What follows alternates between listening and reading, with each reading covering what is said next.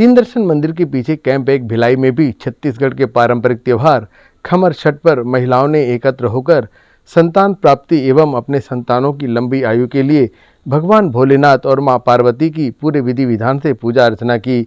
सर्वप्रथम सुबह स्नान ध्यान करके व्रत का सिलसिला उपवास करने से शुरू हुआ।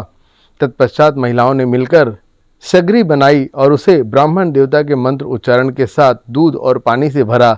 फिर शुरू हुआ भगवान भोलेनाथ और मां पार्वती के पूजा अर्चना का सिलसिला, जिसमें प्रमुख तौर से भैंस का दूध, दही और घी के साथ बिना हल चले हुए खेत में उगे हुए चावल, जिसे पसौर चावल कहा जाता है, उसके साथ फल फूल का भोग अर्पित किया गया। ब्राह्मण देवता ने उपस्थित होकर महिलाओं को व्रत की कथा अपने मुखाग्र बिंद से श्रवण कराई। तत्पश्चात न्यूज टीम से चर्चा के दौरान इस व्रत की मान्यताओं को ब्राह्मण महाराज एवं व्रतधारी महिलाओं ने बताया। ये हल षष्ठी पूजा है ना। माता बहन लोग इसको अपने पुत्र के सुख समृद्धि, लंबी आयु, दीर्घायु, स्वास्थ्य के लिए करते हैं। जिसके बच्चे नहीं है वो बच्चा के लिए, बच्चा प्राप्ति के लिए करते हैं। ये हल षष्ठी माता है और शिव जी का और हल षष्ठी माता का पूजा होता है। इसमें किस तरह से करते हैं? क्या दिन भर उपवास रहा जाता है? कैसे शुरुआत होती है और इसका अंत कैसे होता है? सुबह से 24 घंटा का रहता है उपवास। सुबह से प्रारंभ होता है तो दूसरे सूर्य उदय तक की इनका उपवास रहता है।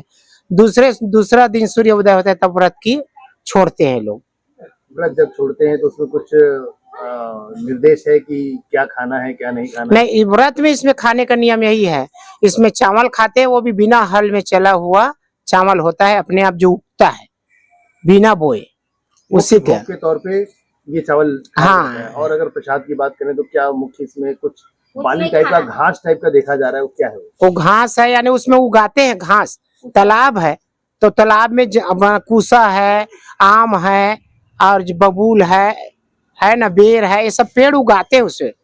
पेड़ के लिए किस तरह की फल प्राप्ति होती है इसमें? वही संतान वंश की प्राप्ति, दीर्घायु, पुत्र का स्वस्थ। आज जो माताएं बहनें उपवास रखी हैं उनको क्या आशीर्वाद देंगे? हाँ, अपने सुहाग लंबा आयु के लिए, अपने पुत्र के लंबा आयु के लिए, है ना, पुत्र प्राप्ति के लिए इसको करते हैं, संतान वंश के लिए। जिसके बच्चे नहीं रहते हैं उसके लिए करते हैं, बच्चे लोग की दीर्घायु के लिए करते हैं।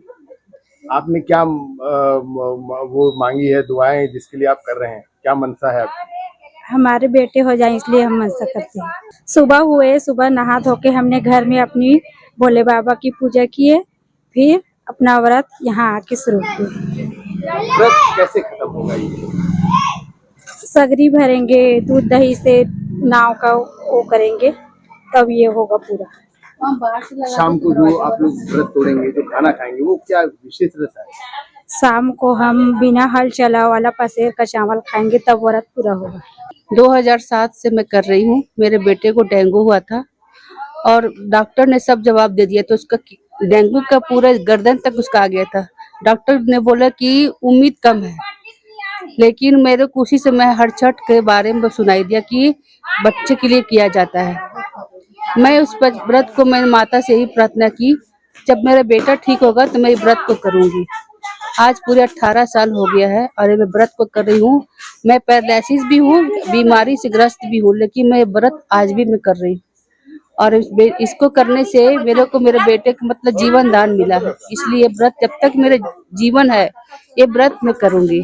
व्रतधारी महिलाओं ने पूरे विधि विधान से व्रत का पालन करते हुए पूजा अर्चना की और अपने संतानों की लंबी आयु की प्रार्थना भगवान भोलेनाथ और माता पार्वती से की। Bureau report, RCN news, Bhilai.